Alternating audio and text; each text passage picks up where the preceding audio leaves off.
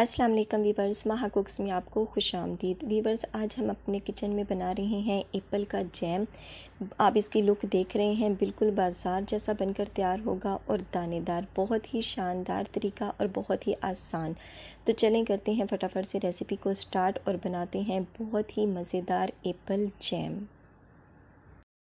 बिस्मिल्लाहिर्रहमानिर्रहीम। तो वीवर्स, यहाँ पर मैंने एप्पल ले लिए हैं, आधा किलो लिए हैं और ये पके हुए हैं। कच्चे हमने नहीं लेने, वरना हमारा जो जैम है वो ख़राब हो जाएगा। तो इस तरह इसके तमाम छिलके हमने उतार लिए हैं। एक बाउल में मैंने ले लिया है पानी और उसमें हम इसके पीसेस को कट करेंगे। कोई भी दाग वगैरह हो तो आपने उसको भी रिमूव कर लेना है। तो इस तरह से हमने इसके छोटे छोटे पीस कट कर तैयार कर लेने हैं। तो वीवर्स, ये देखें, इस तरह से तमाम जो एप्पल थे उनको मैंने कट कर लिया है। यहाँ पर लिया है मैंने एक फ्राई पैन और उसमें मैंने 1 गिलास पानी शामिल करके बॉईल कर लिया है और उसमें अब हम सेब के जो पीसेस हैं उसको शामिल करेंगे। यहाँ पर हमने इसको अच्छी तरह से पकाना है ताकि ये अच्छी तरह से पक जाएं, गल जाएं। ये देखें, ये इस कंडीशन में आ चुके हैं। तो जब ये अच्छी तरह से पक जाए तो तब हमने फ्लेम जो है उसको ऑफ़ कर देना है और इसको हमने ठंडा करना है। तो वीवर्स, यहाँ पर इसको पकाते हुए 5 से 7 मिनट लगे थे और ये देखें, ये मैंने फ्लेम को ऑफ़ कर दिया है। अब मैं इसको ठंडा करूँगी। ठंडा करने के बाद हमने इसको ग्राइंडर वाले जार में डालकर ग्राइंड कर लेना है। तो वीवर्स, यहाँ पर मैंने ले लेना है एक पैन और उसी ग्राइंड किए हुए एप्पल्स को, जो मैंने उसी पानी के साथ ग्राइंड किए थे जिसमें मैंने इसको बॉयल किया था, ये हमने सब इसमें शिफ्ट कर दिया है और इसको हमने 1 से 2 बॉयल आने देने हैं।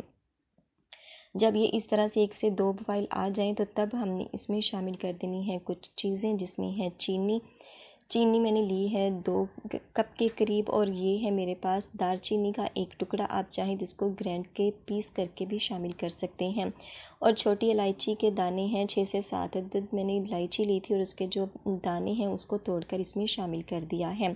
और अब हमने इसको पकाना है। यहाँ पर हमें लगेगा टाइम 6 से 7 मिनट इसको पकते हुए, यहाँ तक कि जो हमारी चीनी है वो अच्छी तरह से मिक्स हो जानी चाहिए।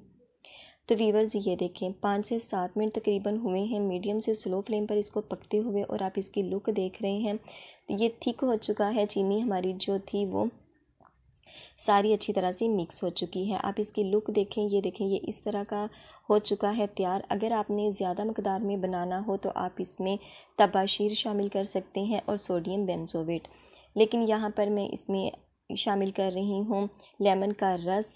6 से 7 अदद मेरे पास लेमन के रस था, लेमन थे, उसका रस मैंने इसमें शामिल कर दिया है। आप चाहें तो इसमें सिरका भी यूज़ कर सकते हैं, लेकिन जो लेमन है उससे इसका जो फ्लेवर है वो बहुत ही अच्छा बनकर तैयार होता है। तो अगर आपने स्टोर नहीं करना तो इस तरह से आप कर सकते हैं। तो वीवर्स, ये देखें, ये हमारा तकरीबन तैयार हो चुका है। इसकी निशानी ये है कि जब आप इसको एक प्लेट में डालेंगे और इसको इधर उधर राउंड में घुमाएंगे तो इसमें से कोई भी जूस, कोई भी पानी नहीं निकलना चाहिए।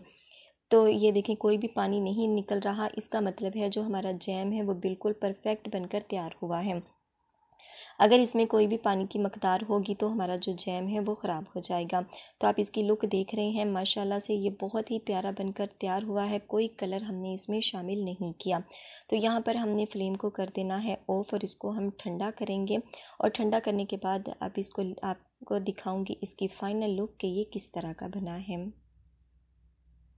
तो वीवर्स, ये देखें, ठंडा हमारा जैम हो चुका है, बिल्कुल बाज़ार जैसा, मार्केट जैसा, बहुत दानेदार बनकर ये तैयार हुआ है, बिल्कुल भी मेल्ट नहीं हुआ। आप इसकी लुक देख रहे हैं, बहुत ही आसान तरीके से मैंने आपको बताने की कोशिश की है। तो सीज़न में है सेब, तो इसे लाइए और इस तरह से आप इसको तैयार कर सकते हैं। तो सेब का मुरब्बा बनाने की रेसिपी भी मैं आपके साथ शेयर कर चुकी हूँ।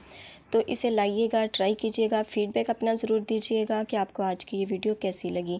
और इसी रिक्वेस्ट के साथ वीडियो अच्छी लगे तो वीडियो को लाइक और चैनल पर नए हो तो सब्सक्राइब करना मत भूलिएगा और बेल आइकन को ज़रूर प्रेस कीजिएगा ताकि आने वाली हर नई वीडियो का नोटिफिकेशन आपको बर वक्त मिल सके। तो इंशाल्लाह मिलेंगे अपनी आने वाली किसी नेक्स्ट वीडियो के साथ। तब तक दुआओं में याद रखिएगा, अपना और अपने प्यारों का ख्याल रखिएगा। अल्लाह हाफिज़।